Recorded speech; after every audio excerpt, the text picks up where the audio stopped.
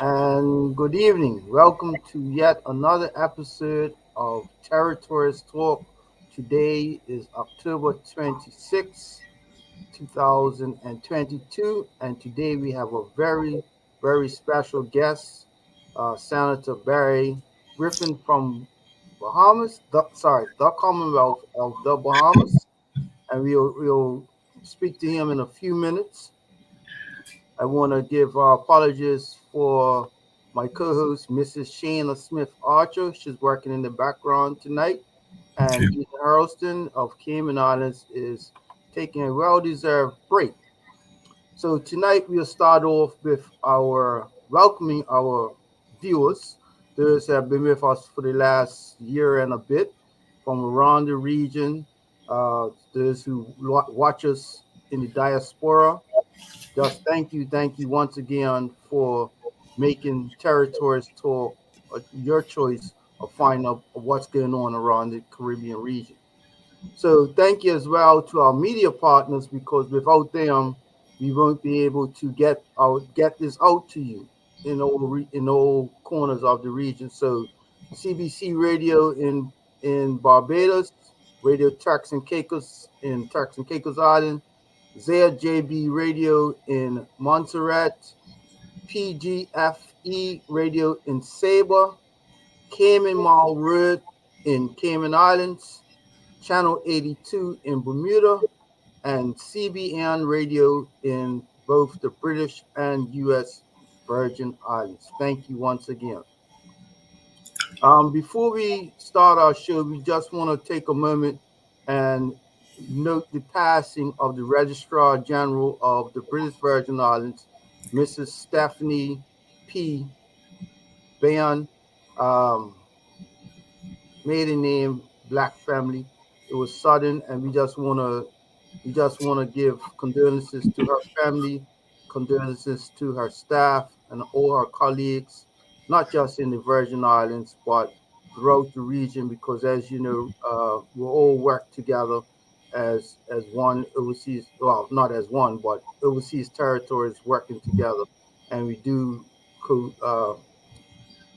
cooperate with each other. So we just want to give note of her passing.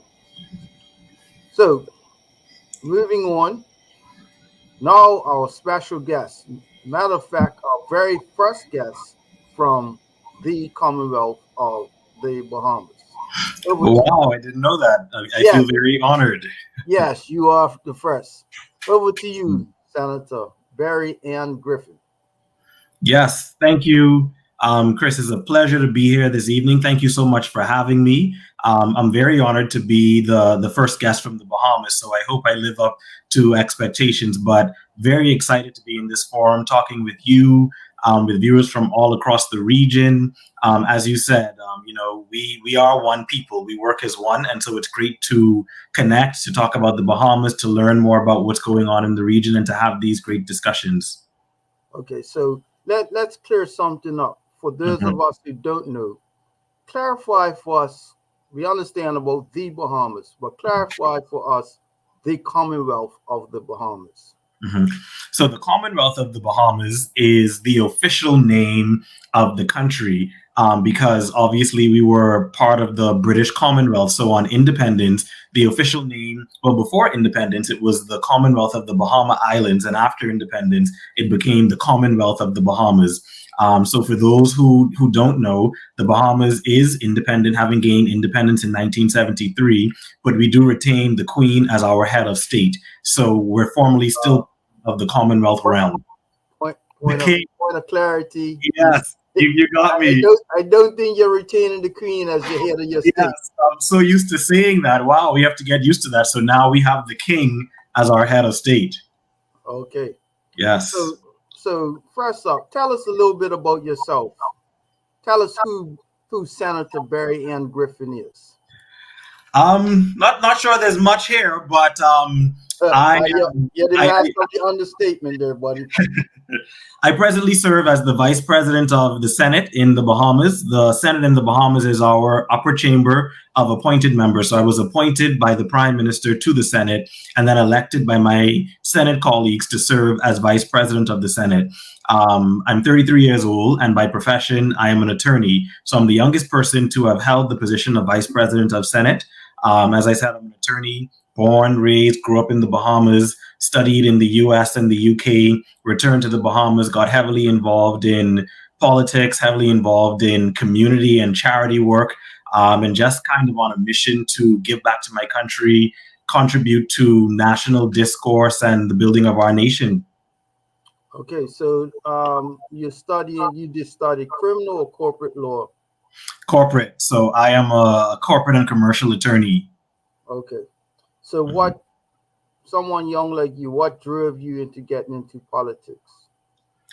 You know what? I've always kind of been a political junkie. I was that kid in school. I was interested in the news, interested in what's going on in the country, in the world. And so when I went to university, I studied political science and economics. And so that continued, heavily interested in what was happening in the US when I was there, in the UK when I was there. And I never thought I would get into frontline politics, so to speak.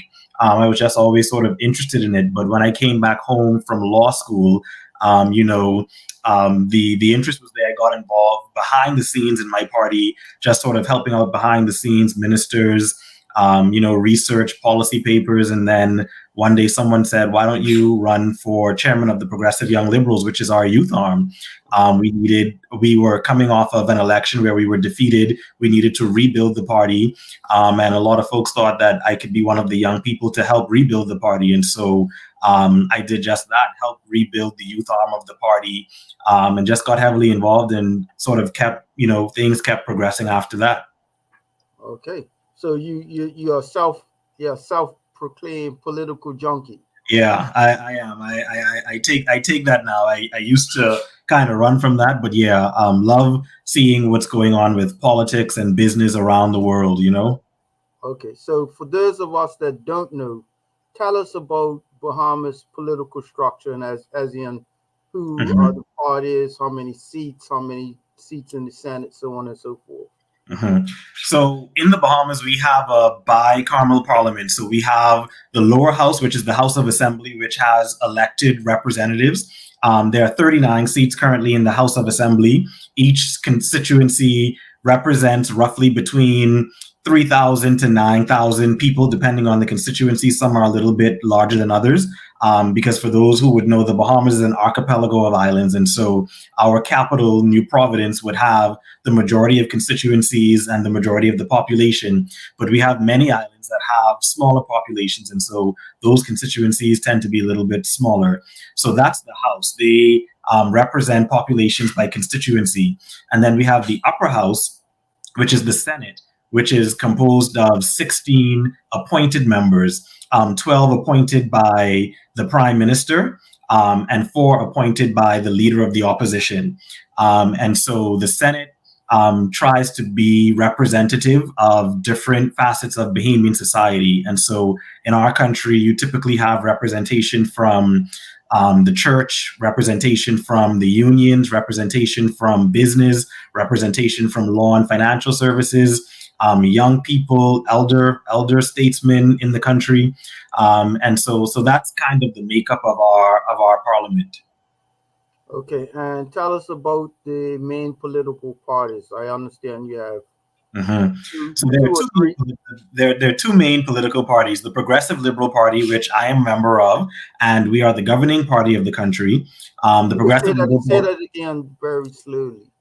The Progressive Liberal Party is the governing PLP all the way is the governing party of the country. Yes. And as you would know, the PLP has great ties with the PLP in Bermuda, very close ties in terms of our formation. So the Bahamas, the PLP is the first official political party in the country. So previously, pre-independence, the country was run by independent members who were essentially the merchants of the day, and they just sort of came together, ran the government out of their sort of private offices. and the leader of the PLP, when he came back from law school, helped to sort of build the PLP and formed the Progressive Liberal Party, which became the first officially formed party. Stick a pin there. So Yes. the leader of the PLP went to law school and came back and helped to build and rebuild. Helped to build. So a few years before he came from law school, the PLP had started. So the PLP had started as a group as a party for Black people to have a political say in the country. Obviously, given the history of the region, Blacks could not vote, women could not vote, and so this party, the PLP, formed on that basis. When Sir Lyndon Pinling came back from law school in the United Kingdom, he essentially took over the party in a sense and basically transformed the party from a small organization,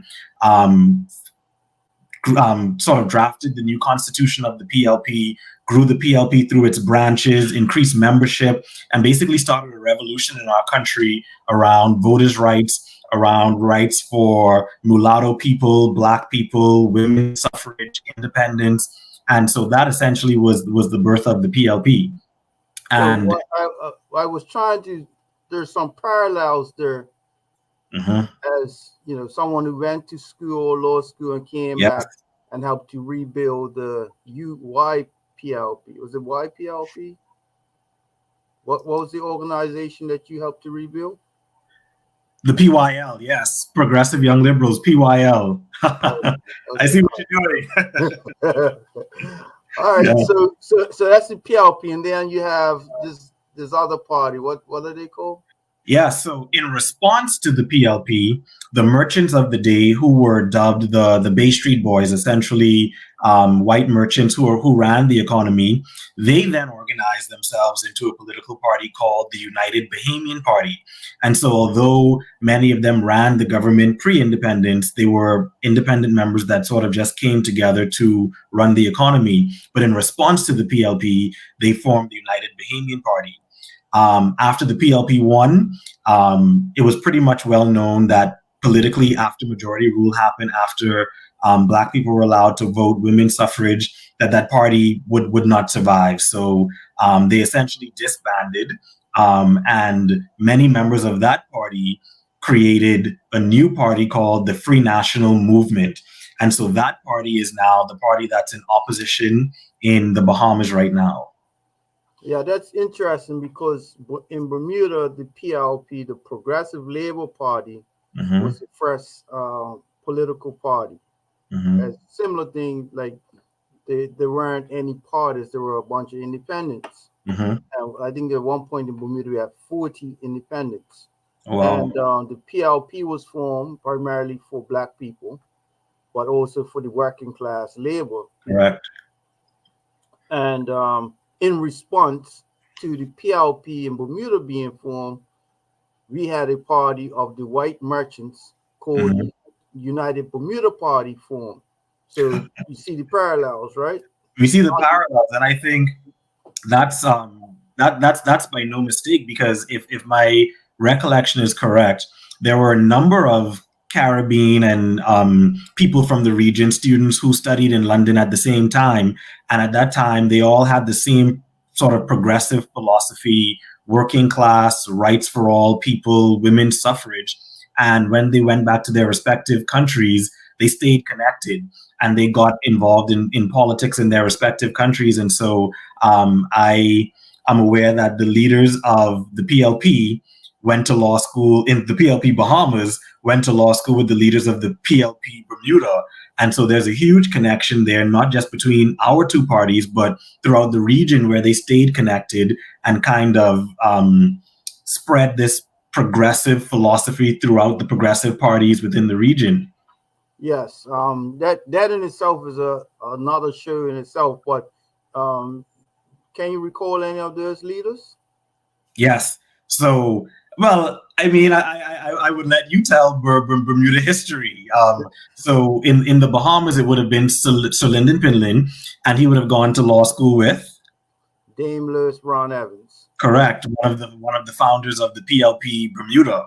Right. She's And considered the mother of our island. Okay. So then there was also Errol Barrow of Barbados. Michael Manley of Jamaica.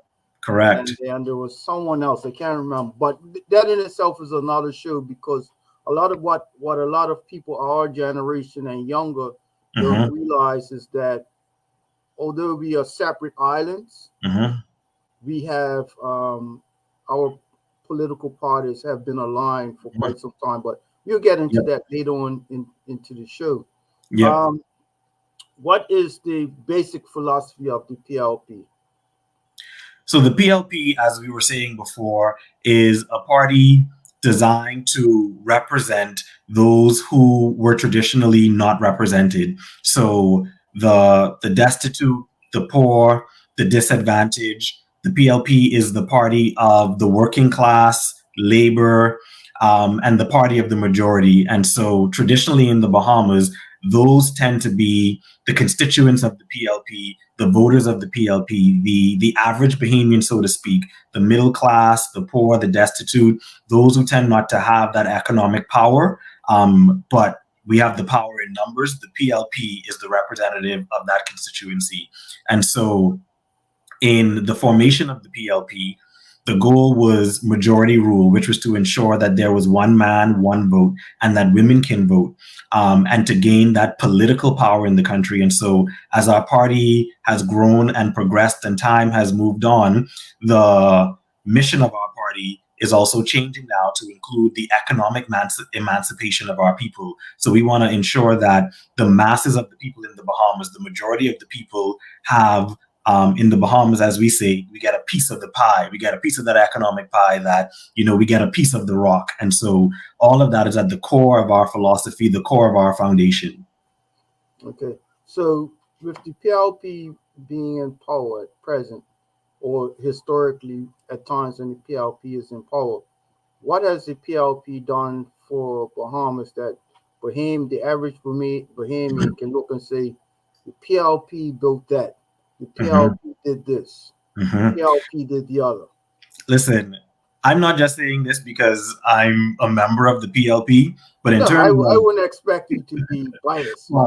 Anyone can Google and look at history. In terms of development of the country, the PLP is by far the party that has truly developed the country. And so all of our major institutions in this country were started by the PLP, from the police force and the defense force. We started our National Insurance Board, which is our social security social net. So that was started by the PLP. The College of the Bahamas was started by the PLP.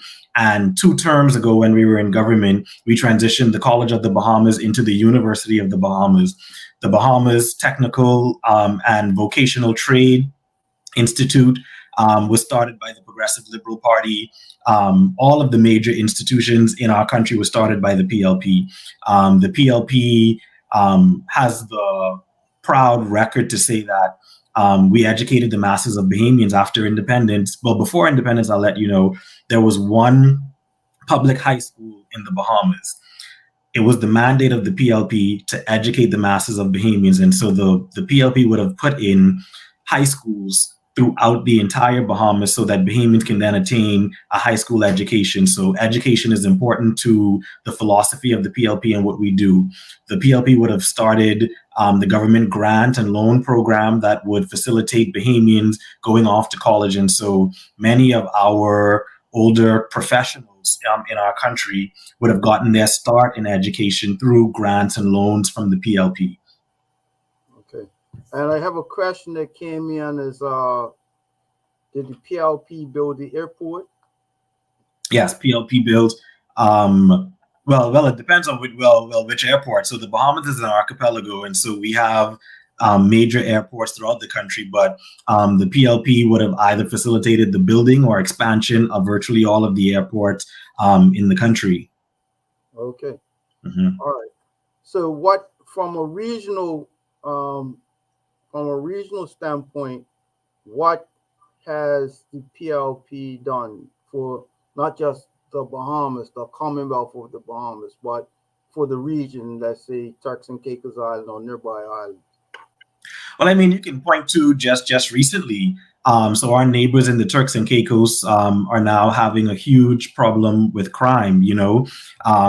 Turks is family. Many Bahamians are related to Turks. It's right there. There's a lot of crossover in our economy, and so the Bahamas, without the bat of an eye, under this PLP government, we sent a task force of officers from the Bahamas police force to assist with the crime crisis in Turks and Caicos right now. As you know, Haiti is also a neighbor of ours that we have a huge history with. There's lots of immigration from Haiti to the Bahamas. And as we all know, Haiti is again going through a very rough time. And so our prime minister is leading the efforts in the Caribbean right now to kind of help and deal with that crisis. So we're lobbying right now as we speak in the United Nations to get a consensus so that regionally and internationally we can get the world to focus on Haiti and bring some relief there. So those are two things just sort of in recent history. But throughout our history as a party, we've had many training exercises with the defense forces of other countries to sort of build up our military and I guess lend expertise where we can and also learn from our regional counterparts where we can. And so the sort of cross education and sort of giving of knowledge is very consistent. So we would like to say we're the party that engages with the world. Our prime minister, after we were elected, he would have held a meeting of CARICOM leaders that I think you would have attended here in the Bahamas, where all the leaders of the region, all the leaders of the region were welcomed here to the Bahamas to discuss the issue of climate change. And so, along with Prime Minister Mia Mottley of Barbados, we're trying to lead that discussion on climate change and bring a consensus on the issue within the region. So we're very engaged and active with our regional counterparts. Yes, and you have a someone who, I don't know how to put it properly in words, someone in the name of Minister Fred Mitchell. Correct. The Minister of Foreign Affairs and Foreign Affairs and Public Service. Public Service, but let's say Foreign Affairs for the time being. Yep. Who I can say without a shadow of a doubt has mentored myself and others from around the region in the finer arts of Caribbean diplomacy, interregional relations. He has I wonder how many frequent flyer miles does he have, because I don't think it's 1 week that he's not being an ambassador for the Bahamas in another country.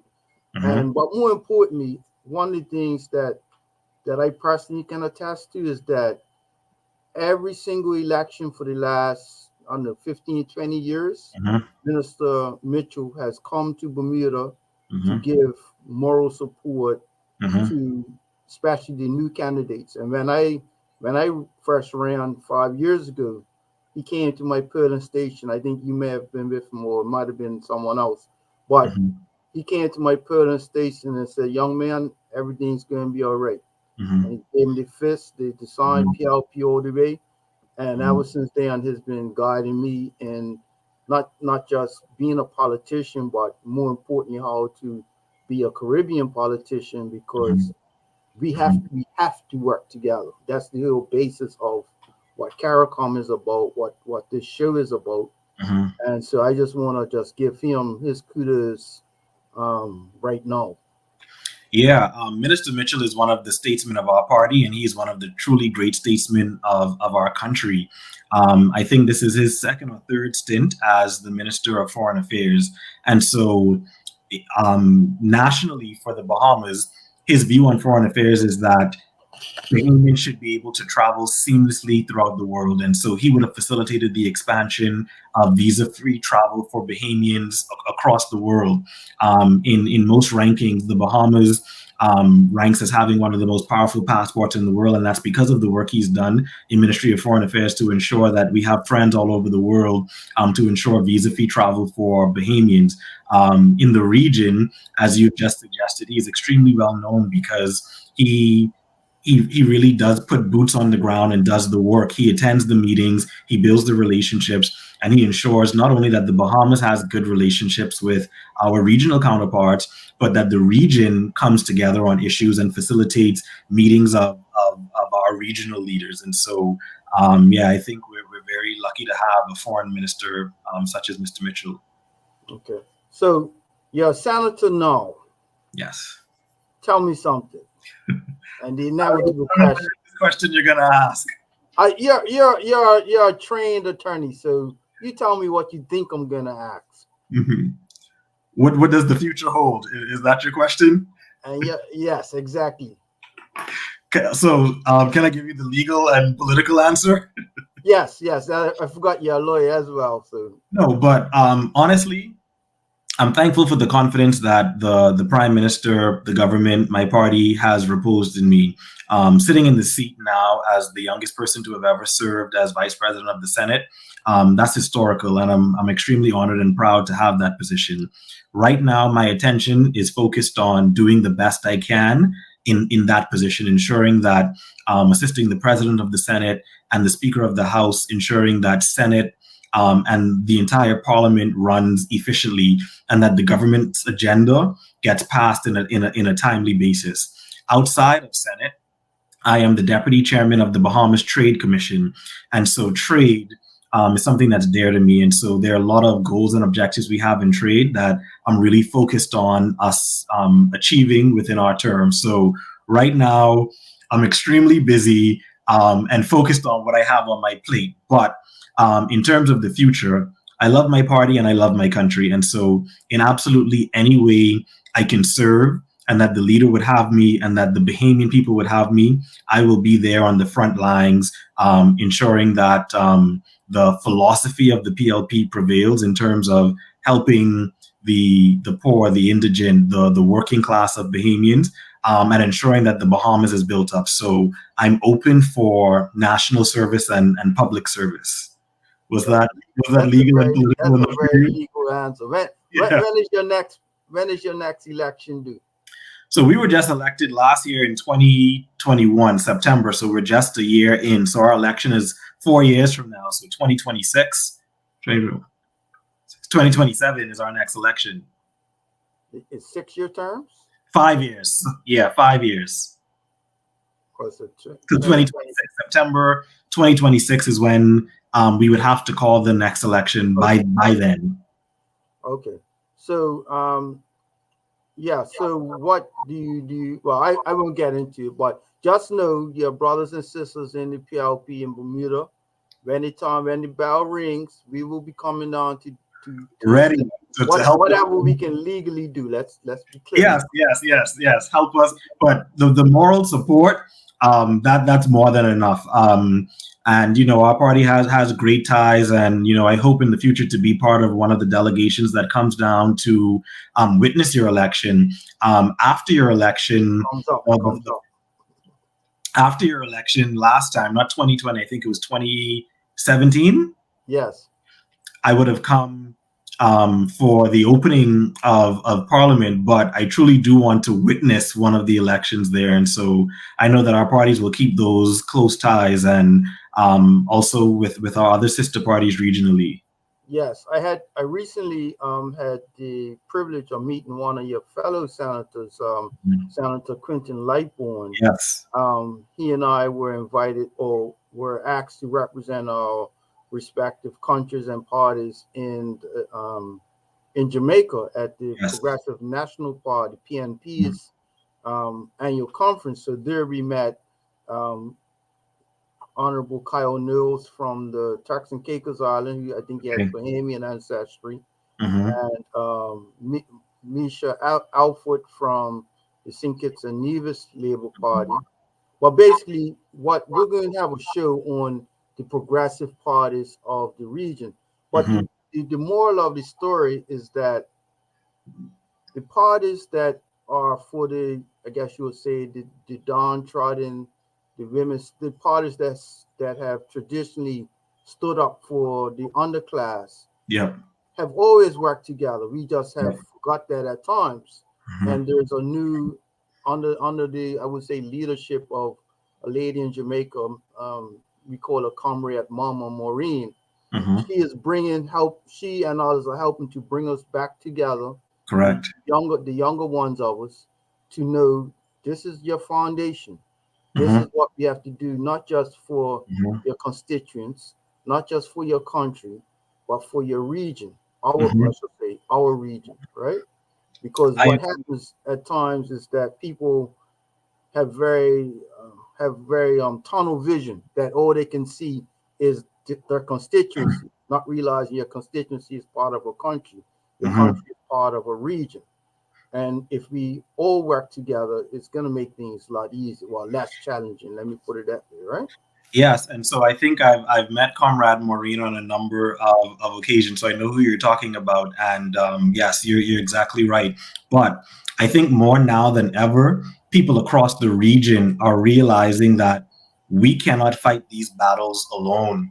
The battles we are facing, we are all facing the exact same battles. The threat of climate change, the European Union with their shifting goalposts in financial services, inflation, the rising cost of fuel, transportation, goods, food. These are all problems that we all are facing at the same time. And so I think we've realized now that more now than ever, we need to band together as a region and speak to the world with one voice. And when we have that consensus, we're more powerful together than we are alone. And so with leaders like Premier Burt, Prime Minister Davis, Mia Mottley in Barbados, I think we are all now speaking with that one voice, and the world is listening to us. And so I'm glad to see that a lot of the progressive parties in the region are sort of leading that push for us to come together and speak with one consensus. You spoke of one of your responsibilities. One of the hats you wear is trade. Tell us a little bit more about that. Yes. So I'm Deputy Chairman of the Bahamas Trade Commission, which has the responsibility of promoting trade in the Bahamas, ensuring that Bahamians know the trade agreements that we're a part of and making sure that we take advantage of provisions in these agreements. Also responsible for facilitating new trade, so building relationships with new trading partners around the world and helping to facilitate the process of creating new trade agreements, and just sort of the Bahamas entering the world, making sure our products and services go as far as possible. And so one of the things I think we all know from small countries is that the only way to prosperity is a lot of the times bringing outside money in, whether it's by foreign direct investment, increased trade, and things of that nature. And so one of my responsibilities is to help push that sort of trade policy and sort of reopen the Bahamas to trade after so many years of being closed to COVID, and after a last administration that sort of didn't really focus on it. And so that's one of the big policy issues now that I'm focusing on. Okay, so in the interest of fairness, how, if you had to describe the FNM, how would you nicely how would you nicely describe them? MP famous. I don't know why you're doing this to me tonight. You know how to pivot. You know how to pivot.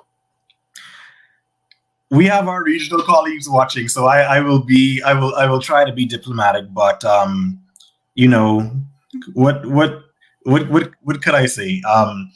I would say that I honestly and truly believe that everyone in the Bahamas who gets involved in politics loves their country. I would hope that, I believe that. I know many of my colleagues on the other side, and I think they truly do love our country. I think where we disagree on is philosophy and how you show that love and who you represent and who you champion. So that's where we default. So I would say they love their country, but I fundamentally disagree with who they champion, the policies they push, when they are in power. Yeah, I mean, and again, here's the parallels. We had the United Bermuda Party, Mm-hmm. and after 30 years, they realized they were never going to get back in power. So Mm-hmm. what they did is they rebranded and Mm-hmm. call themselves now the One Bermuda Alliance. The They- very same MPs who were Mm-hmm. UBP one day, they Mm-hmm. rebranded, and literally the next day said, "Oh no, we're OBA, we're not UBP Yep. anymore, right?" Yeah. And coincidentally, they changed their color to red. Sound Mm-hmm. familiar? But It's so uncanny how the histories and the progress almost mirrors each other, with Bahamas and Bermuda, and also a lot of other countries in the region. That's exactly the same story of the FNM, and so all the same interests that were represented by the UBP, the United Bahamian Party, are the same interests that are represented now in the FNM. right, so we lost the election in 2012 by 14 votes. Mm-hmm. But in some ways that was bad, and in other ways it was good because it allowed the people of Bermuda to see what a right-wing party is all about, right? Mm-hmm. And I won't get into specifics, but let's put it this way. Mm-hmm. They made themselves unelectable for the next 3 elections. Mm-hmm. That's how bad Mm-hmm. they made it, right? We have Yep. a question by someone who's kind of familiar with me. What are some of the most pressing social issues in the Bahamas? Mm-hmm. So right now, the cost of living is a huge issue in the Bahamas. So the Bahamas happens to have one of the highest per capita GDPs in the region, but the Bahamas also has one of the highest cost of livings, not just in the region, but in the world. We import virtually everything. And so a huge social issue now that our government is tackling is the rising cost of everything from goods, food, transportation, fuel, virtually everything. And so we have policies that we've enacted that we are hoping push through and sort of helps to deal with these issues. But that's one pressing social issue that we're dealing with now. Crime is also an issue. After about 2 years of being completely shut down, we had some of the most draconian lockdowns and curfews, not just in the region but in the world.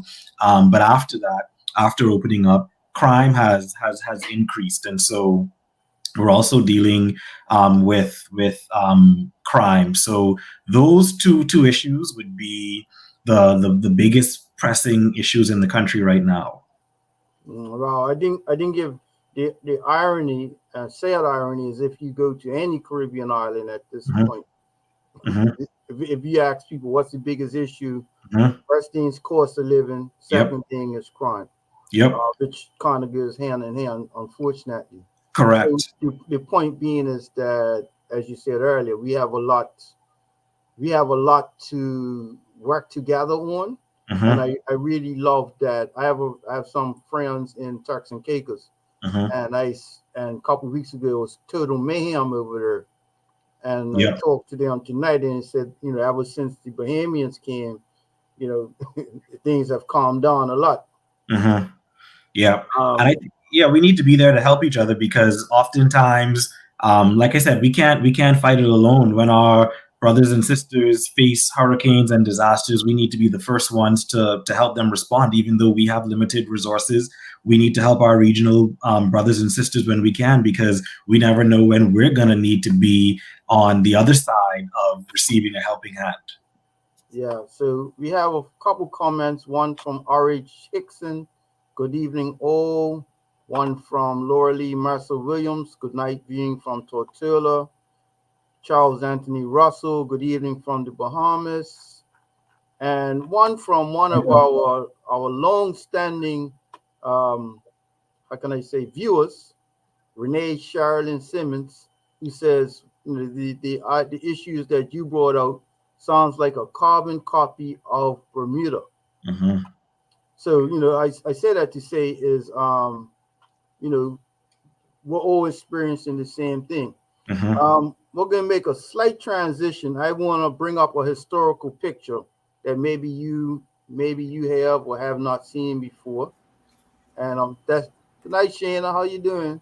Hi. Sorry I'm late, but you guys know I were here. So I just want to say good night to our viewers. And thank you for joining us again. I have a question for the senator though, but I'm gonna let you stick in your fact. Go ahead. Well, you do the sound, you do the question, and then you'll bring up the historical picture.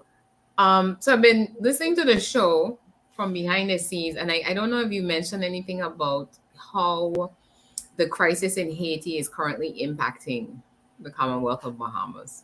Yes. So another of the social issues that we're dealing with would be immigration. And so the Bahamas is one of the countries closest to Haiti. And so anytime there is any crisis or disturbance in Haiti, there's a rise in migrants from Haiti coming to the Bahamas. And so if anybody knows the history of the Bahamas, there's a long history of Haitian migrants coming to the Bahamas. Many Bahamian, what we call now Bahamian surnames are, descended from Haiti. So there's a long history between the countries. But as we know, the Bahamas is a little under 400,000 people. Haiti is millions of people. And so whenever there's a crisis in Haiti, there's an influx of migrants. And it puts pressure socially in the Bahamas on our government resources in terms of repatriations or housing migrants when they come. For those who do have landfall, it puts pressure on the social system in terms of education, so schools, public services such as the hospital, and things like that. And also we've seen some correlation in crime as well. So we are impacted by what happens in Haiti. And so I think us, Turks and Caicos in particular, we have a real interest in seeing Haiti better, empowered, a growing economy, dealing with the social issues. So for us, their family, their friends, their regional counterparts. And so I think from our standpoint, we definitely want to see Haiti improve, because whatever happens in Haiti, it definitely impacts the Bahamas directly. Okay. I know I'm hearing that the heads of government of CARICOM, which I think the Bahamas is a part of, are currently trying to strategize on what happened there, because I was listening to the news this morning, and it just happened that you're our guest tonight, so I said let me find out in terms of what's the reality in the region, because I akin that now to what's happening over in the Middle East, where I think it was Lebanon are starting to turn back Syrian refugees, because again they themselves are in a crisis, and it is taking a toll now on their resources as it stands. Imagine this is a smaller scale that this is happening on, and we can't take it for granted, because a lot of times we hear these things on the news and it's like, oh, that's over there, but we have our own refugee crisis happening right here in the region right now. And we don't hear about it, I think, on the local levels. So that's where regional conversations like this are very important. Yep. The crisis is definitely happening. And then one of the things you have to balance as well is knowing that it is a humanitarian crisis. And so dealing with the issue in a humanitarian way. And so I think that's something that CARICOM, as you've said, is discussing, and I think needs to discuss, because again, as hurricanes get worse, we never know where the next migrant crisis might be. And so these are things we need to discuss now. So in the event that things happen in the future to other countries, we know how as a region we're going to support each other and how we're going to see the situation through. Okay. I saw someone just popped in a question. Who do you think caused the movement in Haiti? And I'm not sure which movement they're referring to. Damien, we need some clarity. Somebody else has another question. What language policies does the Bahamas have in place to deal with language access for Haitians? So you guys print things in Creole? If we say that again? I guess they're referring to in terms of language, if you teach multiple language now in the school system, or you print, let's say the government prints bilingual or trilingual even? Because we probably do have Spanish and Creole now. No, so no, the official language is English. So English is sort of everywhere in terms of government, but we are seeing a slow change in the private sector. And so when you listen to the radio now, a lot of commercials, advertisements, they're in both languages. A lot of private companies have documents in both languages. But what happens in certain ministries where or certain government facilities where there is an abundance of Haitian Bahamians or Haitians that tend to come there and use it. You do have documents that would be in Creole, or you have people there who can speak Creole and able to translate. So in particular, obviously the Ministry of Immigration and all of those processes. But on a large scale, it's largely English. Okay, predominantly.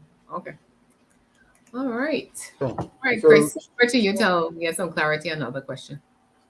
Yeah. So Shaina, can you bring up the historical picture? Sure. So do you know any of these persons, Jonathan? Yes, I do. So that would be Lois Brown Evans of Bermuda and Sir Lyndon Oscar Pindling of the Bahamas, leaders of the PLP in their respective countries. And so I recently learned that our leader, Sir Lyndon Pindling, was there to open Alaska Hall, which is the headquarters of the PLP in Bermuda, and he would have also spoken to one of the party conferences in Bermuda. And fun fact I also learned is on that trip, our former Prime Minister, Perry Christie, who would have been Prime Minister years and years later, he would have attended with Sir Lyndon, and he was just a minister under Sir Lyndon at that point. Yeah. So this picture shows the lady. For those who don't know, the lady with glasses is Dame Lois Brown Evans. She is considered the mother of not just our party but our country. And this is Sir Lyndon Pindling, who's considered the father of modern Bahamas. Yes. They attended school together in London, and then they went back to their respective islands. They helped to, I wouldn't say necessarily form, but they helped to nurture and grow the respective PLPs. And this picture was taken in 1965. The PLP in Bermuda, we have an annual banquet, or we tried to have an annual banquet, and it's always in November, generally in November. So this picture is from November 1965. Wow. And the other interesting point, Sanders, could you tell us what is the motto of the PLP in the Bahamas? PLP all the way. Okay, and in Bermuda, our motto is the exact same. PLP all the way. The only thing difference is we add on all the way PLP. But yes. So, Senator, what I'm going to do, we're going to pivot right quick. Okay. And all good mentors groom the next generation. And I can see in you the next generation of foreign affairs leadership. So we are going to pivot right now to some regional news so we can speak about that, and then this shows your propensity of helping the other islands in trade, not just trade, but political knowledge as well. So in the last 10 minutes, we're going to do a little regional news roundup. Okay.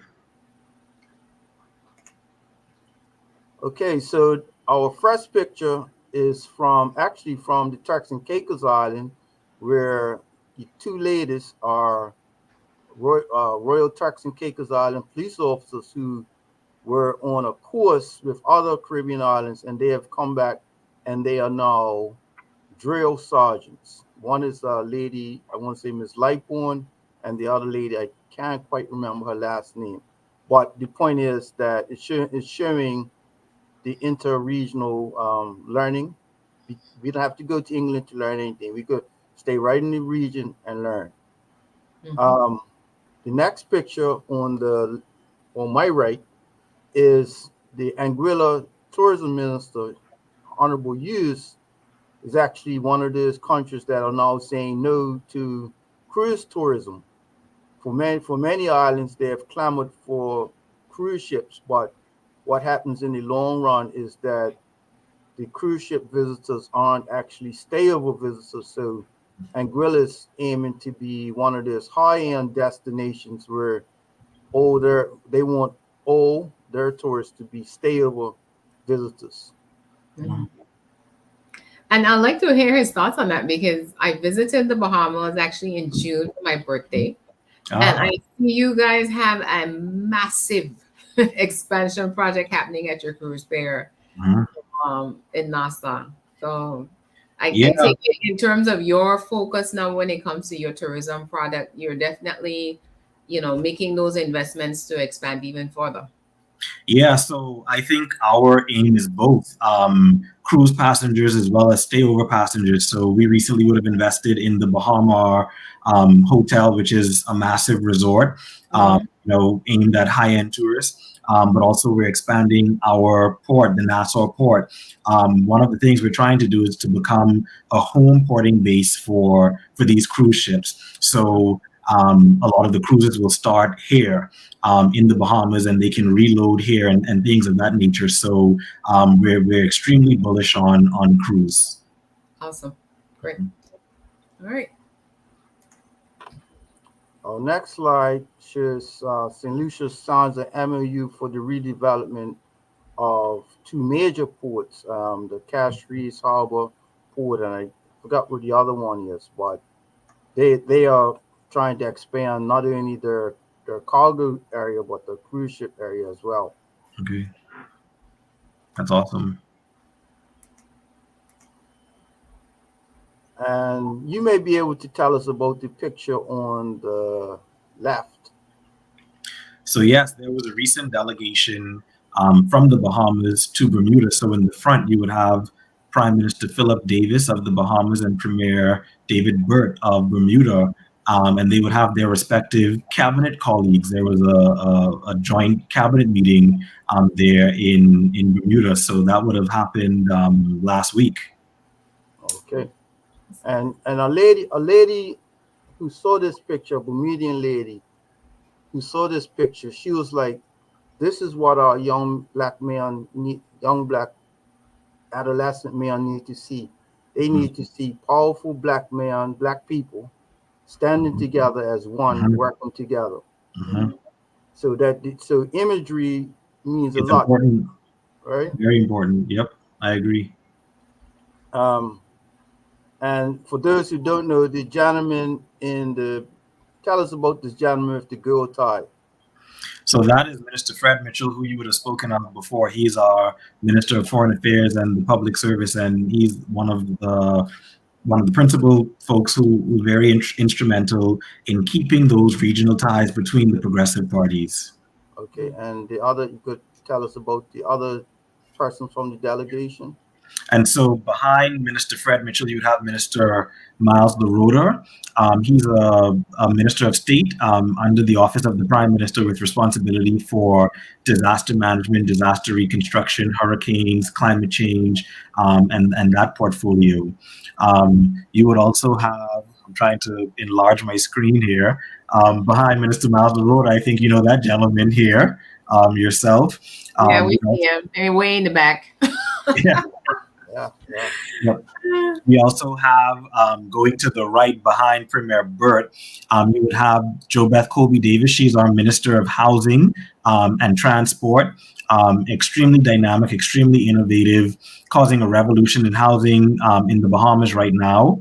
And in the middle, obviously, you would have the Deputy Premier, Walter Robban of Bermuda. Behind him with the white hair is our former Prime Minister, Perry Christie, the gentleman I spoke of, who would have been with Sir Lyndon at the opening of Alaska House in Bermuda.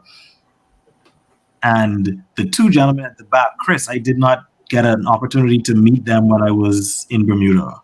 Okay, so the one on the extreme right is Minister Lawrence Scott, who is our Minister of Transport.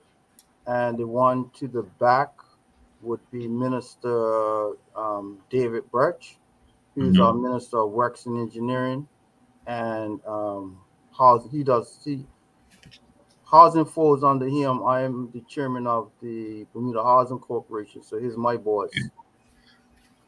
Awesome. So, but our cabinets are obviously bigger than what you saw there, but that's just it was. I wanted to show that to show is often people talk about interregional cooperation, but people don't actually see it. So this is a prime example of a joint cabinet ministry where Bermuda and Bahamas spoke about CARICOM relations, spoke about housing, spoke about transport, and a few other issues.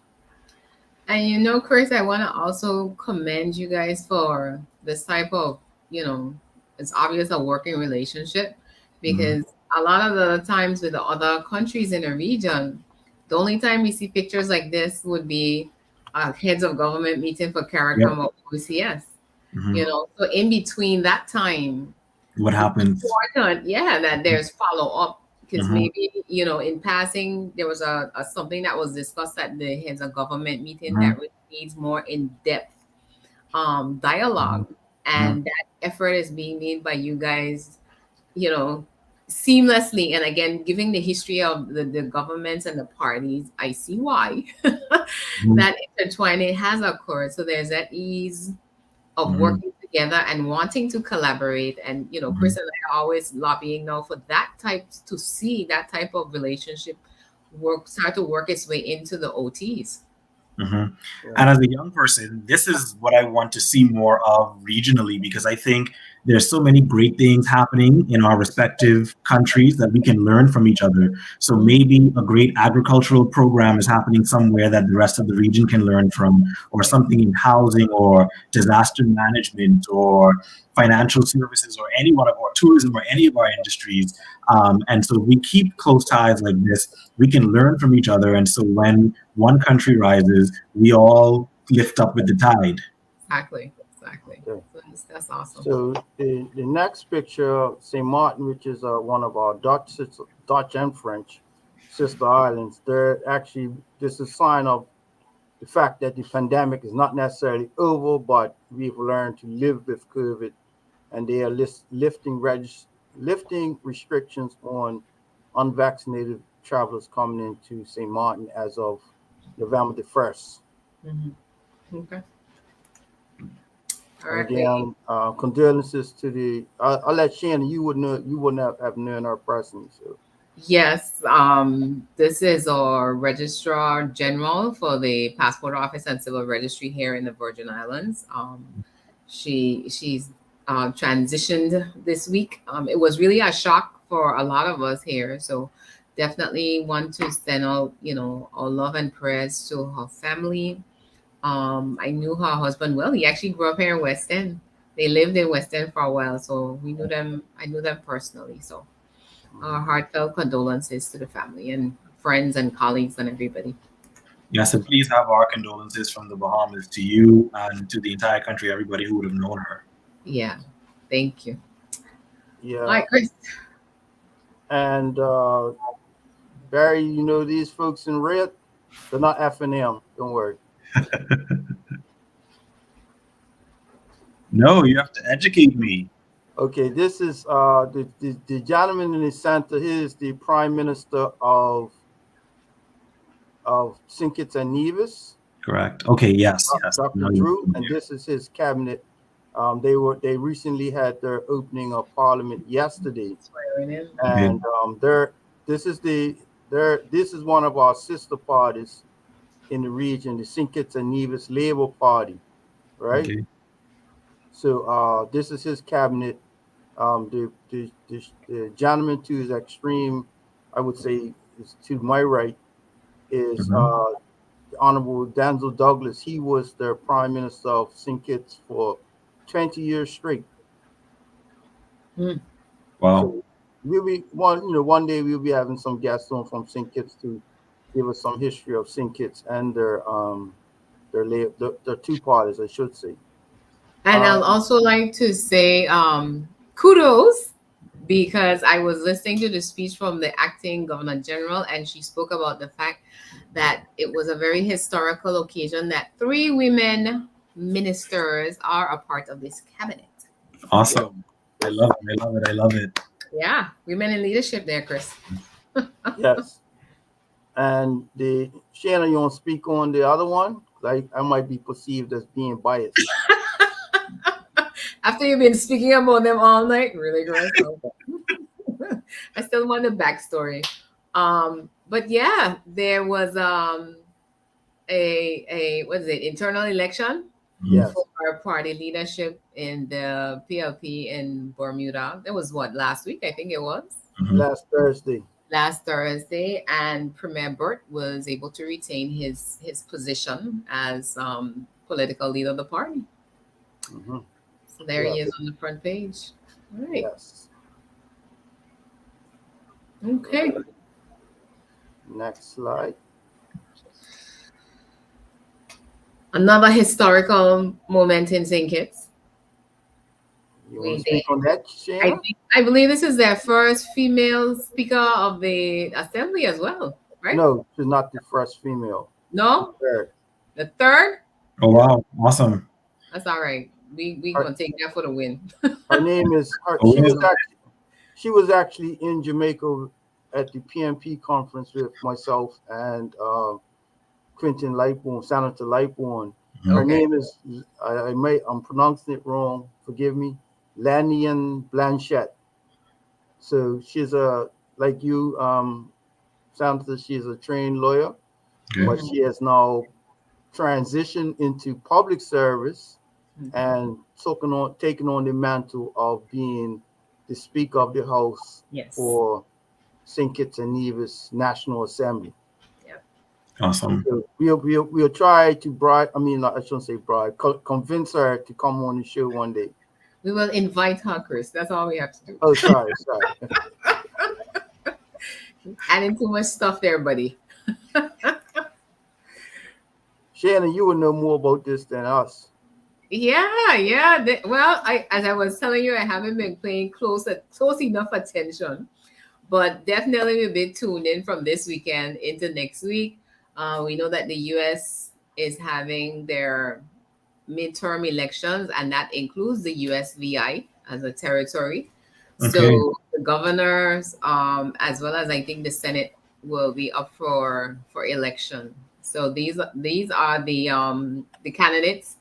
On the left is Governor, that's the incumbent Governor Albert Bryan Jr.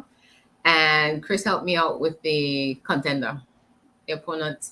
It's I can't read the name. I know I have the wrong name. I know who it is, but I have the wrong name that I'm thinking of. But this is basically the gubernatorial race now in the USVI that's been hotly contested. I actually watched him. He does a weekly press conference. So on Monday he was giving an update on COVID because that's where it started. But he reminded them as a community that after the elections are all over, we still have to live together. Mm-hmm. We shouldn't take things for granted because similar to us, Chris, I think they had 3 stalwarts in their community that died suddenly. Mm-hmm. So, and he was talking about how he had just seen one of the gentlemen just a few days ago. So it's like to always cherish those relationships. Don't take people for granted, and definitely don't let the politics damage relationships that you need to still have after all of this is done. So that was good. I thought that was really good of him to do that, because we know how elections get and how they can be for good or for bad in our community sometimes. So some might say Gary. Thank you, Gary. He's helping me out. Kurt Violet. Yeah, so that's the opponent. Well, that looks hotly contested because those percentages are within the margin of error. So that's a really close race. Yeah, it's really hotly contested. So it's gonna be interesting. But it's a week out. Next week, Thursday, November 4th, they'll have elections. Oh yes, and last but not least, big story. Would anyone like to take this one up? Because I might be all night talking about this one. Well, so let me see. I had a couple of thoughts about when you told me we're doing a roundup as it relates to mentioning, the UK politics as it is, right? And the entertainment it started to turn into over the last month, honestly, because it's one of those things where the very same person that should have had the position in the first instance now is the one that has to come in the door and, as he said, fix the mistakes that have been made. So, you know, and I found it interesting listening to a commentator on I think it was a Grenadian talk show where she was like, you know, well, a lot of people are looking at the fact that he's the first British, Asian, or Indian to have hold the post. So that's, you know, for them, it's a big deal. It's still always a matter of character and policy and how certain things play out. So it's going to be very interesting to see what happens there. I think, I'm not really, I don't know in terms of like the cabinet that he chose. I know, you know, again, the commentators have been talking about how he strategically chose certain people because he wanted to unite the party or reunite the party. Because it was a very hotly contested race there with the internal election to even get us to this point. So yeah, it's, you know, I rely on veterans like Chris to kind of guide me on my thoughts on some of these things because it's very interesting. What are your thoughts, future Foreign Affairs Minister? I was just going to ask you, what are your thoughts? I see you sitting there. I want to know what your thoughts are. He's giving us time because, trust me, Chris got a lot of thoughts on this whole story. Well, I would allow you to go, Minister. Okay. Yeah, I think this is very interesting. I think just overall for the world watching this, I think it's interesting for us in smaller jurisdictions because if the exact same thing were happening in our countries, the news reporting would be quite different. To have 5 leaders in as many years, I think is interesting in of itself. And so, and I was in the UK. I studied in the UK. I have lots of friends that was in the UK last month, and to see what British folks think about this. A lot of folks are scared for what's happening in the UK post.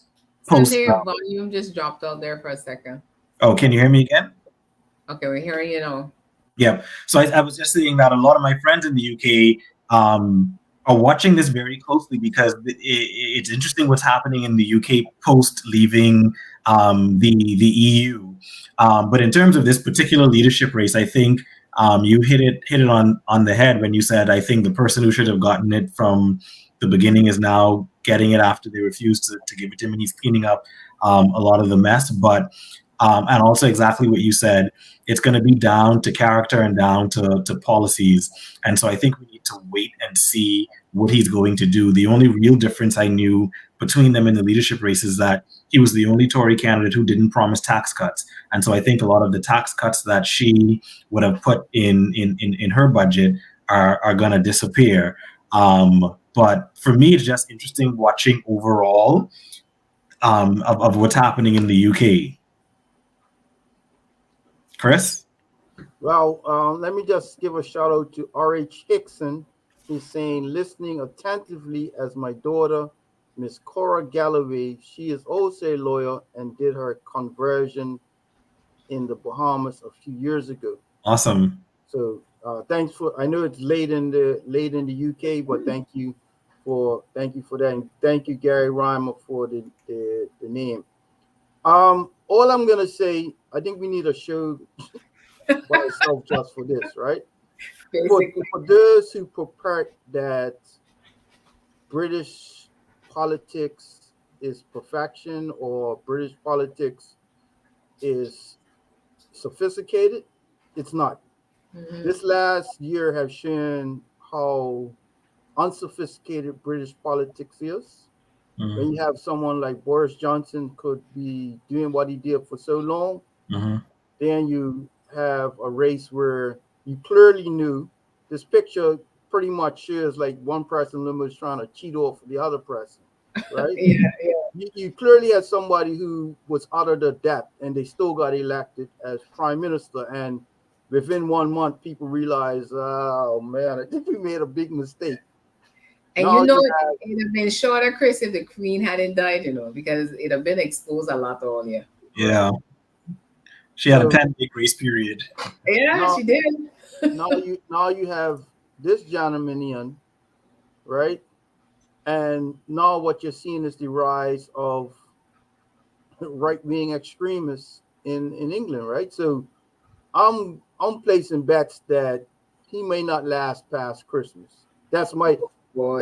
final word. So that means general election for New Year's then. That's what you're saying. yeah, I mean, you have people demanding elections now, not because Yeah. it's even messed up, but they do not want a British Asian or man of color or person of color as their prime minister. And the irony, I think Trevor Noah said it all, like, you all are the country that went around the world colonizing people of color, and now there's a person of color who's your prime minister. You're like, oh my God.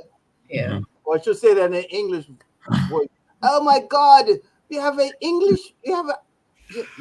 just saying, like, yeah, it's I know socially it's a shock, cultural shock to the system for sure. Because again, when the support started to line up behind her, and again, that's in my opinion, that wasn't the competent person for the job. And I think she would have saved herself disgrace. I said to somebody, a wise woman would have made him the chancellor as big as a ego pill she'd have had to swallow, because she went in there, like you said, Chris, out of her depth. And it's like, as the commentators have been putting it, the experiment was short-lived because there was no way persons expected they didn't expect it to crash and burn so quickly, but at the same time they already expressed, we don't have a lot of faith in this, but we're gonna see what happens. So, but Chris, I got one for you though, because along the lines of what you said, I was looking in a WhatsApp group the other day, and somebody was saying, here in the Virgin Islands, we need to sort of hold off on all the talk of independence until we can prove we can govern ourselves ethically. And I had to pull back my fingers from typing, compared to who? Because again, when you look at how many prime ministers have they had in this short space of time, and want to be the ones to say, we're the shining example, it can never be. It's like all of us then at the end of the day will make mistakes, including you as the administering power. And we all have to pick up the pieces and go and get it right. But you're no better than me in that you won't make mistakes, but I will. So I have to prove myself worthy of self-governance. And, that's a whole other show right there, Chris, because I'm like, we don't have to prove anything to anybody. It's interesting because some people in the Bahamas have that same sentiment when we speak of becoming a republic. So we obviously are an independent country, but there have been conversations surrounding should the Bahamas become a republic, and those who are against it have that same argument. Well, are we ready to be a republic? We need to prove that we can manage our affairs better before we think about that. And, I'm with you, compared to who, when you look at the larger countries, they're going through a lot of the same issues. And they're magnified because they're bigger, they have bigger budgets, and there's more at stake. And so when you look at what happens to the U.S. every time you debate a budget and it goes straight down to the deadline and the country may go broke, etc. And you look at the UK where there's a prime minister every 5 minutes, it's compared to who? And I think we need to give, as a people, we need to give ourselves more credit to say, we can do this. We've been doing this, and there's no one else in the world who's better than us, and so we can govern ourselves. Yeah, that's my method. My mantra. No, where Gary's pointing out, and this Westminster system where you could have 3 prime ministers and they weren't from a general election. That's another kettle of fish that you have to address. But yeah, I was like, they got to be kidding me. But part of it is because we are not paying enough attention to the global politics.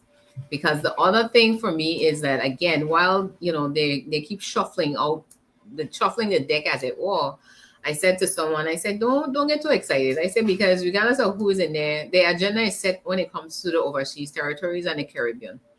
And they don't have the luxury of going in there and changing up anything like, on a personal whim.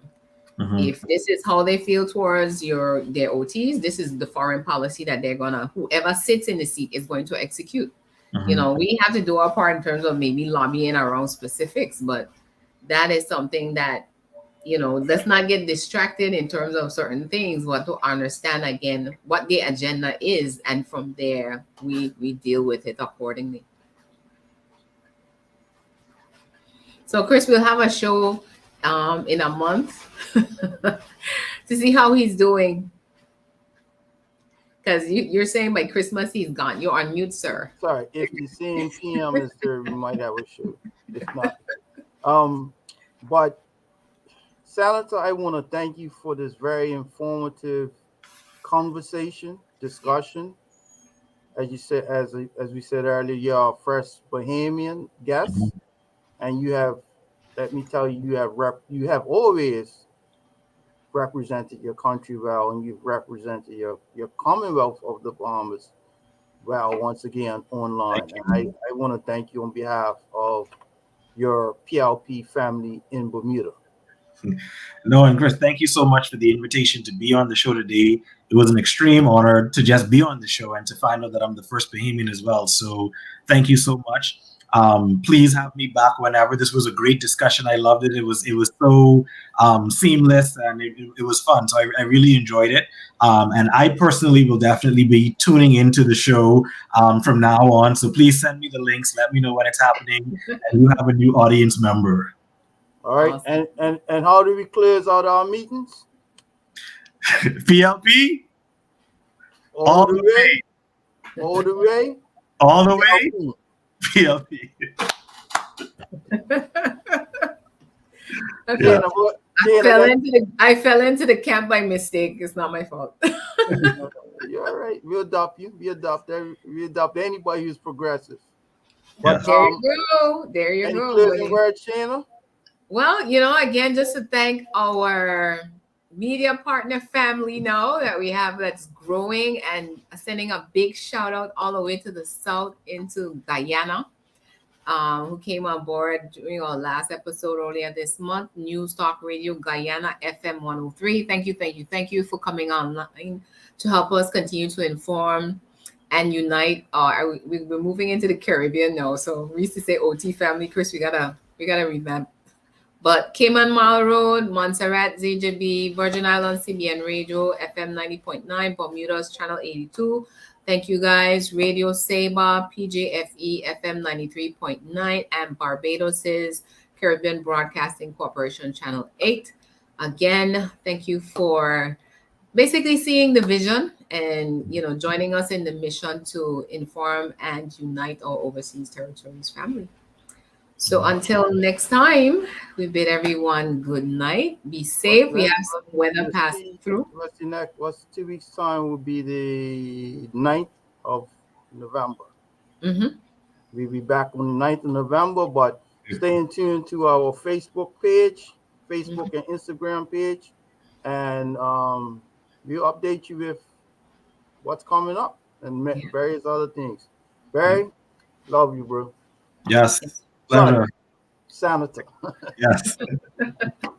You have Senate tomorrow, right? Thank you. You have Senate tomorrow. Yes, I have Senate tomorrow. So we have Senate 3 p.m. tomorrow. Yes. So okay, thank you. Well, get yourself ready. Oh, the lady says, oh.